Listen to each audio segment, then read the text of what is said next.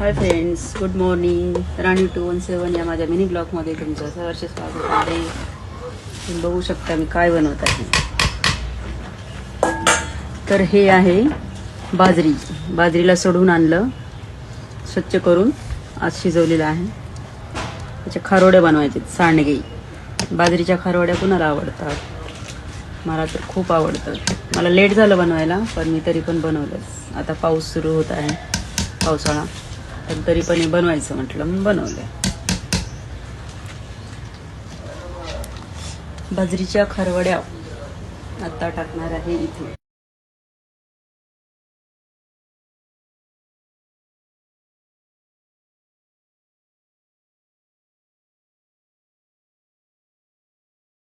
तर ह्या 2 किलोच्या खारोड्या बनवल्या, 2 किलो बाजरीच्या खारोड्या बनवलेल्या आहेत.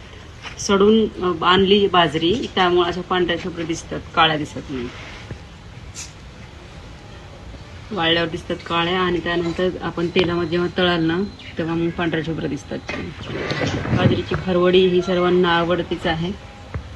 खारवडीच म्हणतात.